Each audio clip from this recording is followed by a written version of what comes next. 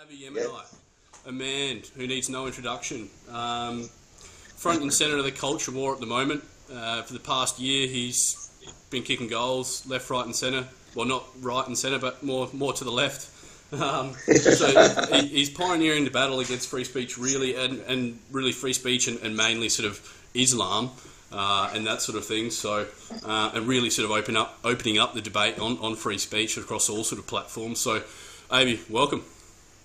Thanks for having me, mate. No worries. So the main reason, man, we're getting on the show is just pretty much four things. The main thing, I'm just going to let you completely have the floor, which is the Milo protests in Melbourne. So, I mean, you were there front and centre, the only real person actually doing journalism. I mean, you're a gym junkie, but all you had to do is whip out a camera in the middle of wherever it was. You can explain it, but, whip out a camera right in the middle of the street there, and, that's really the only unbiased coverage we had. You just panning across, showing what was happening. It looked like, the way they were coming after you, it was like you're some kind of murderous thugs who had killed people, and you were like getting sacrificed in the town square or something. So then we'll talk about your Senate run, Trump, Jerusalem, and then sort of your overall take and how the Milo sort of protest and how it's sort of reflecting on sort of the culture war in sort of general, how you see that going. So start to finish,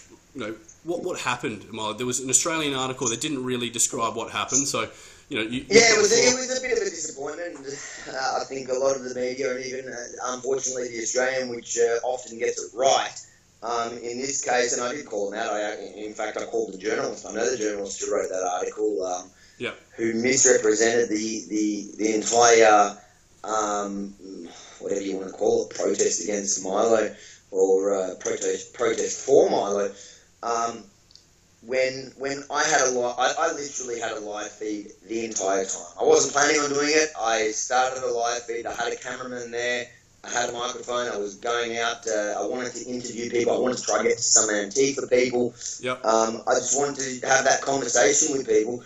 But as soon as I went up live, I just saw it was 2,500 people joining me live, and I thought that people want to see in real time what's actually happening. Yep. Because we all knew that the fake news was going to kick in the next day or even moments later. Some of the headlines was just outrageous. It's just misrepresenting what's actually happening on the ground. And what really happened that day was you had maybe 50 or so right-wingers, some more right, some centre-right, so it doesn't really matter. Some of them were screaming out some stuff that I probably wouldn't say myself. Were they factually incorrect? Probably not. Calling Muhammad a pedophile, I don't know. I wouldn't do it. But is it factually incorrect? Well, I guess when you take the Quran by its word, which is what they're supposed to do. Yeah, but true. But would I stand there and antagonise like that? It's not my style. I prefer to have the debate, the conversation, and you are kind of shutting that down straight away when you do that. Having said that, the claims that were made by the left is that there was anti-Semitic attacks from the right-wingers, these so-called 40 or 50-year-old neo-Nazis calling out the concentration camps. Mate, if I'd seen anyone doing that, I would be the first to go up to them and challenge them. It didn't happen. And I called that bullshit when I saw it. Was this in the Australian article? Was this in the article there, or? Yes, in the Australian.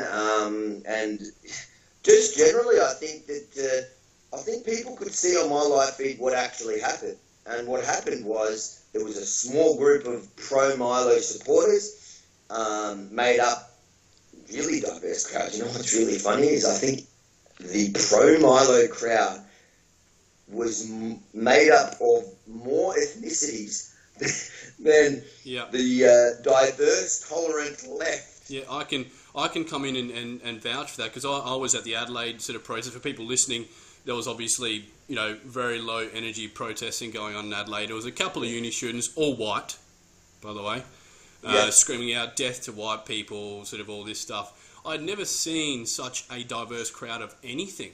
You go to a soccer match, which should be, Yeah, I regularly go to Adelaide United games. You know what I mean? It's more. There's a lot of young people, Greeks, Italians, that sort of stuff. Here, there were old conservative liberals who have probably voted Liberal all their life, and now they're going to see Milo, the biggest shit stirrer in the world. There was 15, 16-year-olds. There was, women. There was, black people, Middle Eastern people. It was everything. And you know what? I did a bit of a comedy at the end. I added a video, Nazi Watch, which I'd gone around. Making white people and brown people apologise for their white privilege or part white privilege, and you could just see like the crowd was mainly ethnics. There was even and it's good to be clear that the only reason we say this is because they're using that weapon against us, that we are all the whites, but we're not sort of using that as an argument to say, oh, check out all of us, we're so diverse. We're just you're so hypocritical. It's the answer to their identity politics that they play, where they are somehow, they hold some sort of higher moral ground, and especially at that rally, where they ended up bringing down half the Kensington flats, which were Muslim, and you had, in Victoria it's meant to be illegal to now protest with a full face covering. But get on to that. I do want to talk to you about that. That is against the law in Victoria. The cops they were protecting it, but they really should have been. I mean, if it was you wearing a mask, you'd be gone. Yes, and it was like they didn't want to cross that unpolitically correct line in which they would have arrested people wearing burqas, because that is a face covering. So what ended up happening is you had the burqas there, but then they also couldn't arrest the people wearing the leftist full-covered Antifa style, because what are you going to do, arrest some face coverings? Yep. So the Andrews law basically was ineffective as soon as you had a bunch of Muslims. Yep. And interestingly enough, and I'm glad the Herald Sun today, in the article that they've just posted about the upcoming rally on Wednesday, they used a photo which I've been describing the whole time. I thought no media posted. This is a new Milo talk happening on Wednesday. No, Milo's gone. So there's it's going to be interesting in Victoria, which has been endorsed by the Islamic Council of Victoria. Wow. The Muslims are basically protesting Donald Trump's decision to recognise reality, recognise Jerusalem as the capital of Israel. But anyone who knows anything knows that what that really is going to be is a platform. Good segue, Avi. Let's get into that. So it is. You've been talking about it pretty vocally on your Facebook page. For me, I looked at it and I went, really? Like, does this matter? How does it benefit Americans, or who really cares? How many sort of Jews out there that really care about it? Convince me why it's important. So it matters on a few levels. To Jews, it matters immensely. Jews, for the last 3,000 years, have claimed Jerusalem as their capital since King David. Anybody who knows the Old Testament knows that, including Muslims. It's not a question of history, it's fact. Now, for Jews, it's important because at the end of every single Jewish holiday, they end their holiday, their festive seasons with the words L'Shana Haba B'Yerushalayim, next year in Jerusalem. It means everything to Jews. They don't need Donald Trump to recognise it as their capital. We know it's the capital of Judaism. It's the heartbeat of Judaism. But it means a lot because it has been taken away from Jews all these years. Now, Islam is 1,400 years old. It was invented 1,400 years ago. So there's no way it's owned by Muslims. On another level, it matters because the only reason why countries like Australia, countries like America until now, any country aside from Muslim countries and their apologists, their apologist friends, the only reason why they haven't till now recognised it is because they're appeasing. They don't want to stir up the kind of controversy that's now stirred up, which is literally just an excuse to kill Jews or kill infidels and riot and be. Well, I think what you see is that in the Obama era, because he was so pro-Muslim and this whole pro-Muslim sentiment sort of. Well, his first speech was to appease. Yeah. In Cairo, yeah. Yeah, so his pro-Muslim and Muslim sort of sentiment came out, whereas in the 50s, 60s, and 70s, it was a tight-knit sort of relationship, the only democracy being sort of in the Middle East and sort of that friendship. So, what do you make of that sort of? I think it's more sort of important in recent years because Palestine and obviously being very. Well, I think it's the perfect answer to the last resolution that passed due to Obama in the Obama administration, where he did side with the Muslim world, and it was kind of his kick in the balls to the closest ally of America in the Middle East.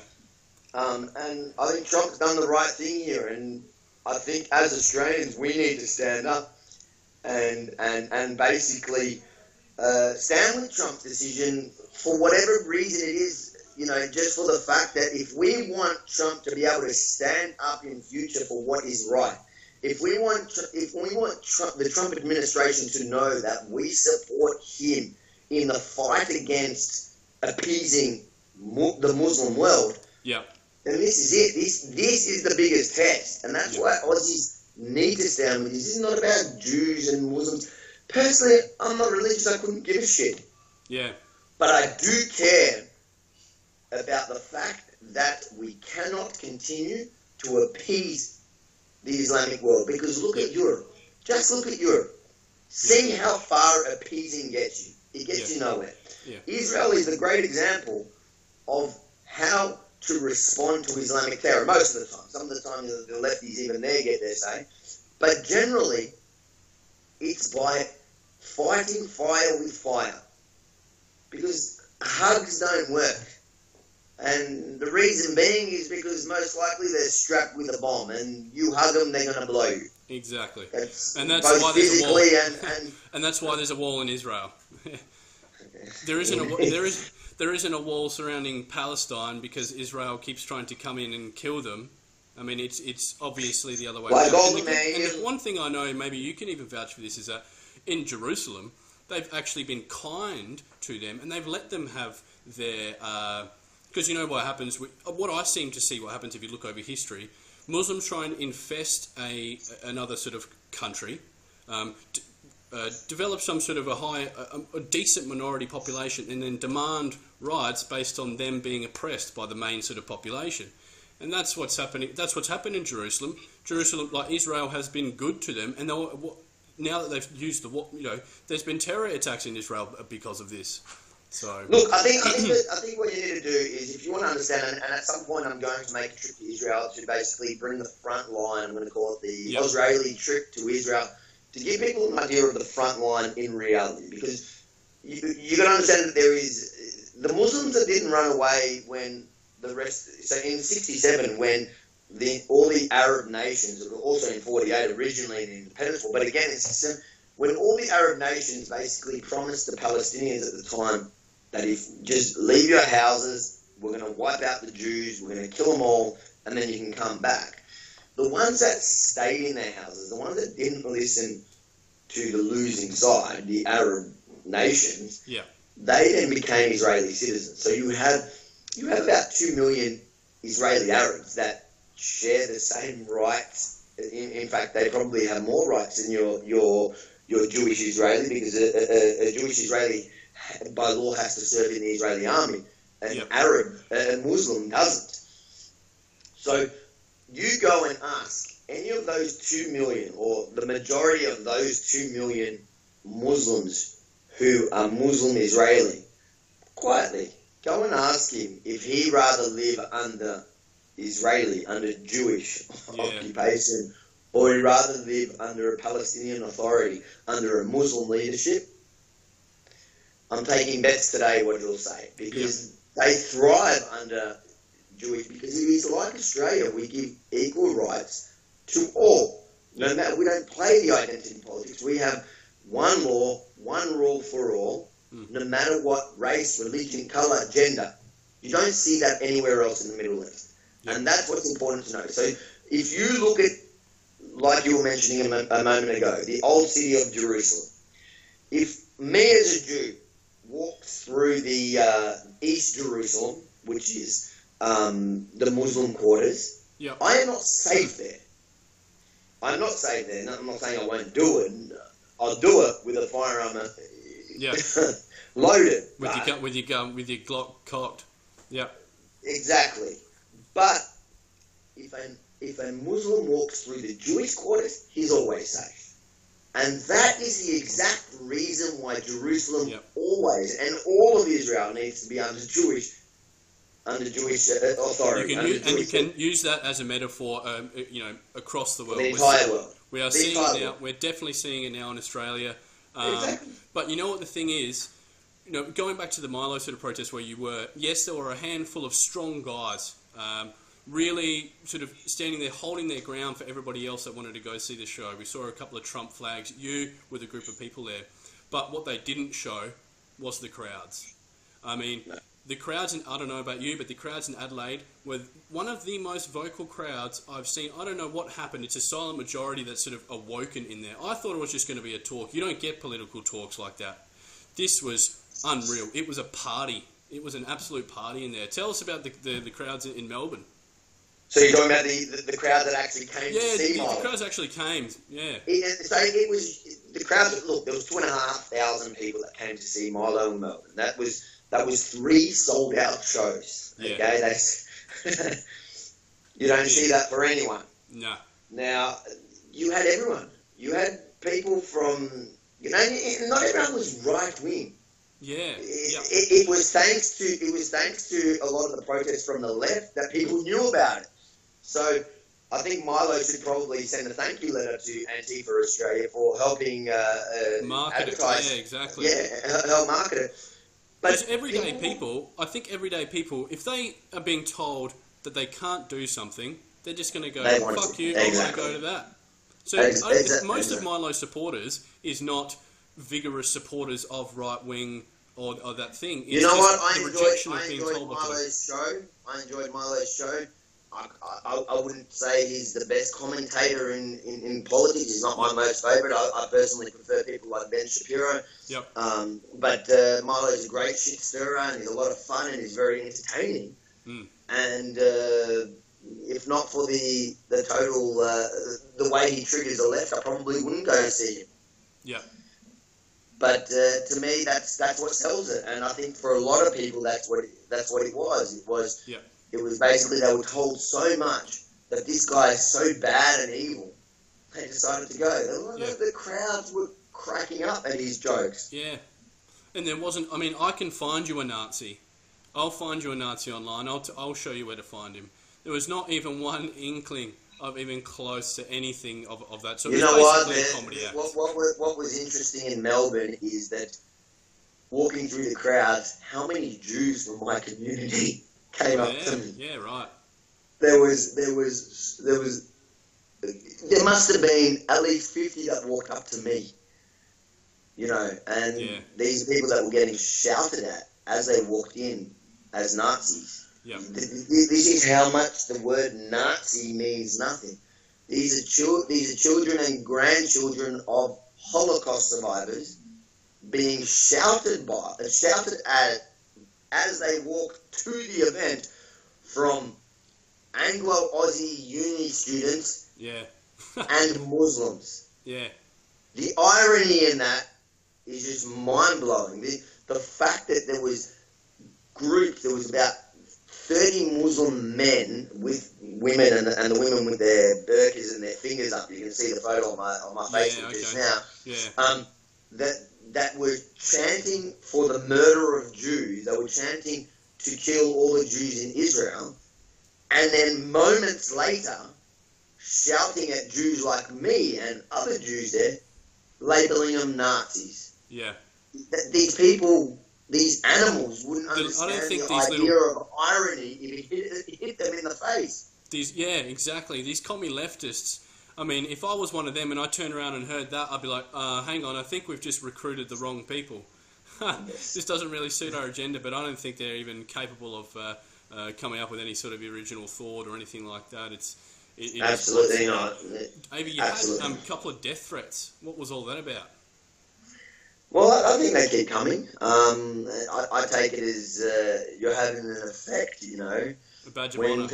when people from the religion of peace threaten you with death, I think you're in good company. You know, anybody that's had. I think you're probably sailing somewhere in the right direction based on that. Let's just hope it doesn't Exactly. happen. And you know, between you and me, I'm not worried about the ones that are sending me the threats. I'm more cautious about the ones that don't send me the threats. Yeah. And I've always got a pair of eyes on my shoulders. I know, you know, in reality, I could end up shot. You know, it's just part of having being vocal about these issues, and that's fact. I just hope if I get shot and if I survive, I'll be able to say I told you so. But I hope if I get shot and die, that somebody else will stand up and go, I told you so, or he told you so. Exactly. Because that's the reality. The reality is that you can say anything about any other religion. You can say anything about any other right-wing personality. You can say anything you want about any other god, and you don't have to fear for your life. Yep. As soon as you talk about Islam, as soon as you talk about Muhammad, as soon as you talk about Allah, suddenly you may die. And they're untouchable. And that's the fact. Yeah, and they're untouchable. And you look at England, Tommy Robinson, biggest guy, feeling absolute legend. I mean, he's a guy who's come under threat. I mean, talk about threat. He's had death threat after death threat, real death threat. That man has bigger balls than you. I'm not even going to try to compete with Tommy. He is an absolute legend, and he's one of the originals. And he's a man of principle, and he's a working class man. That just got fed up, and if you hear his story and you hear the way he tells it, and he's legitimate, and he's real, and I think he's woken up a lot of people. Like I told you before we went on to this, you know, a few years ago I wouldn't have known the difference between right and left. I didn't know. I was a person that, and I still am. The only difference is I'm a little bit more educated, but because on some issues I would consider my views left. But I've always been someone that prides himself on thinking for myself and applying common sense to every issue. And that's what we seem to be lacking now. Definitely. What we'll talk about now, man, is your Senate run. That's happening, obviously, isn't it? So, what's your main sort of what's the main issues you're going out on? You've talked about crime. You've talked about Apex. You know, you're on the ground there. You've seen what apparently, you know, maybe the place you're living in. You see it sort of on the street. Where are you at? Where's your head at with regards to that? So look, that's going to be my main focus. I've always been, since the beginning of the Victorian Sudanese crime wave, I've been very vocal about it. Yep. And yes, it needs to be tackled on a federal level, but that's something that I obviously can't do. I'm as dual as they come. Yeah. Oh, yeah. Although I've probably less dual than Sam Dastiari. Yeah. The Chinese don't own me. I think he's Chinese, Muslim, and Australian. He's three. What is it? What do they say? He's Aussie by convenience, Iranian by birth, and Chinese by trade. By convenience. Yeah. But in all seriousness, I'm going to run for a state seat in the upper house with the Australian Conservatives, and I encourage people to get involved in any of, you know, like I'm not going to sit here and tell you to just join the Australian Conservatives. I found that was what suits me, but get involved. So you're with the Australian Conservatives. You're with Corey Bernardi and the Australian Conservatives. That's right. Yeah. Oh, so right. I joined. I didn't know that. Yeah, right. I joined the Australian Conservatives. And that's who I'm hoping to run for an upper house seat in Southern Metro. And my main thing will be about crime from a state perspective. So toughening laws, you know, instead of this shit where they, you know, the Victorian government think they're doing us a favour when they up the maximum sentence when judges haven't been applying any sentences. So how does it help? It doesn't matter if they put it up to 100 years when they're not even applying a minimum. Yeah. So for me, it's about applying minimum sentencing, giving no bail to violent offenders. no matter about their sob story, and no matter, a lot of the time they're giving these, the sob story is literally that they come from a migrant home. Yeah. Which, to me, that's, if anything, punish them harder. Yeah. You came to our country, and your thank you is to bash Rob. Last night we saw kill Aussies. And we know a lot of these people do not, this has been exposed all over the world, wherever you go, they do not come from war-torn areas. They're economic migrants, so they come I don't even care. I don't care where you come from. I care about what you bring here and what you bring to our community. Now, immigration in Australia, it has worked in the past. But when you start importing people that either bring a corrupt Islamic ideology with them, you're doomed for failure. When you start bringing Africans who are used to their tribal culture, in which, if you look at Sudan, South Sudan, it's actually Christian, but they're tribal, they're very tribal, and they have the highest rate of domestic violence death, so they kill the most women.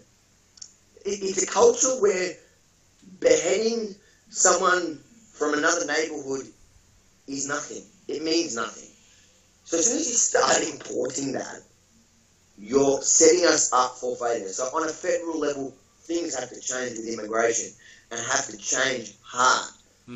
But from a state level, from somewhere where I can deal with the issues once they've already come here, is then look at like those facts and also things like, I would love to empower the community.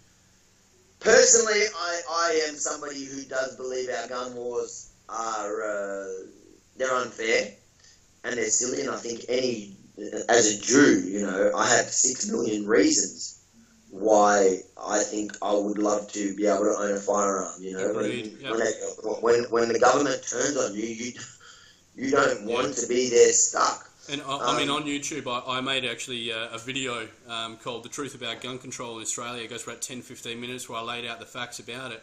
You have a look at, you even look at mass shootings in America that count for a very, very low, sort of tiny, minuscule statistic of the total death. And after the Port Arthur massacre, there was increase in violent crime. There was increase in home robberies.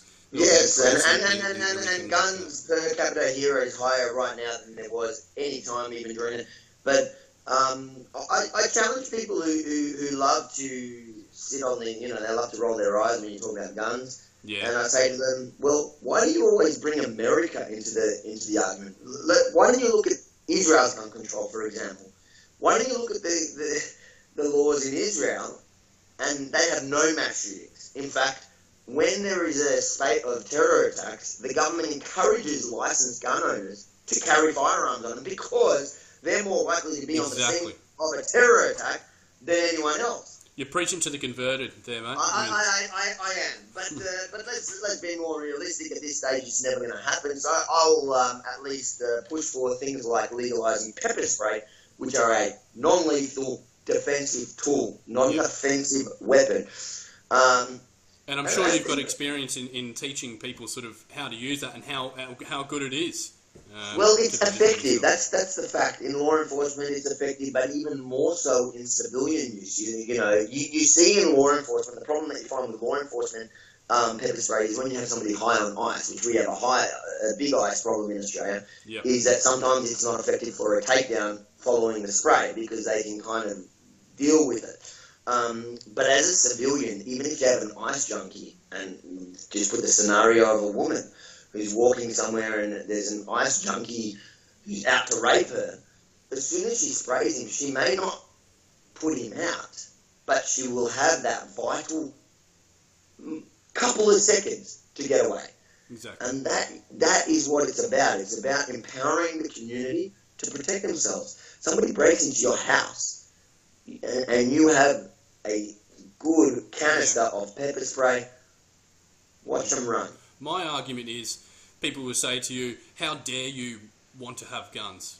How dare you want to have that sort of weaponry or firepower behind you? But then I say to them, how dare you have children in your home that you're not willing to protect? but against anybody that come into your home. Agreed.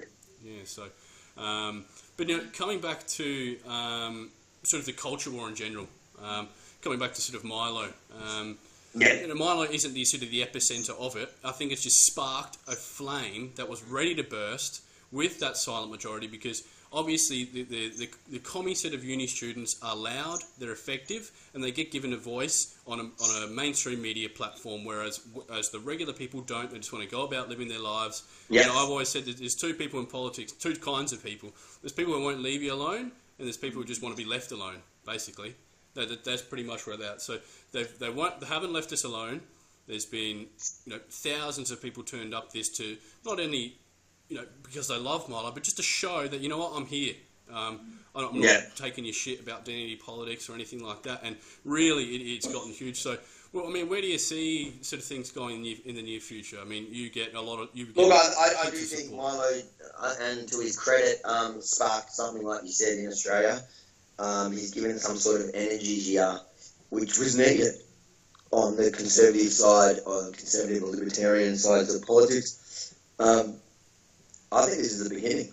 I think we're about to see, I hate to say it, but we're heading towards a lot of civil unrest in Australia, because people are sick and tired of being told how to think, what to do, how to behave, because we have to fit some sort of new mould of who we are, and the new mould is un-Australian, and it's undemocratic, and it's not free. I think I think what we're seeing now is that when you take away that national pride in yourself, whether it's national or just pride of being an individual or thinking the way you want, you leave a vacuum for something else to take over, because they never have a plan B, these people. All they do is they want to see your stuff. They want to see the other side taken down because they can't handle their arguments. Then what replaces it? Islam. And that's what we've seen. And I think on that, I think people need to understand there's no problem having national pride. I know it's become a dirty word. To be patriotic is a good thing. It's not a bad thing. To be a nationalist should be a good thing.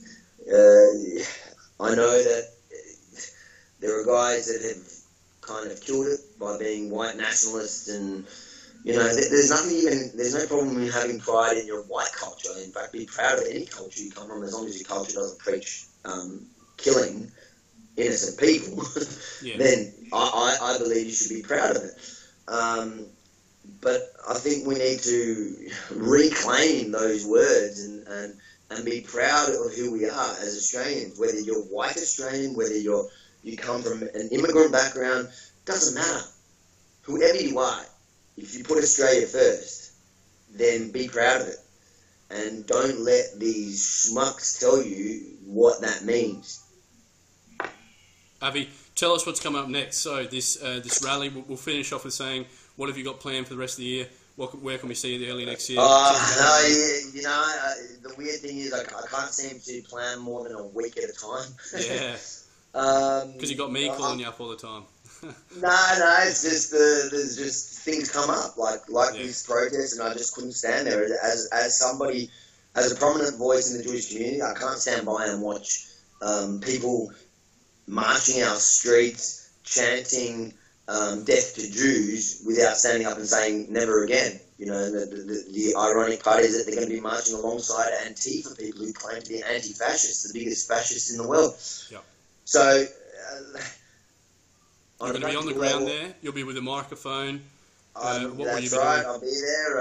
I bought a lot of flags today. In fact, we've also got a lot of the Trump flags coming just to keep it. Really, I just like the colours. Yeah, just get a red hat on, and you don't even have to have it make Australia or make America great again. Just get some gibberish written on there, and they'll still hit you. They'll still hit you. Avi, thanks for coming on, mate. I might get one made up with Arabic. Make Australia great in Arabic. Yeah. I don't know. We'll see. Yeah, but definitely. The point is, look, I've got plans next year. I'm going in that direction, but I'll roll with it. Whatever happens. You'll probably see me more than you bloody wanted. I think we will. Avi, thanks, mate. Thanks for coming on the show, and we'll talk. Thanks, mate. Champion.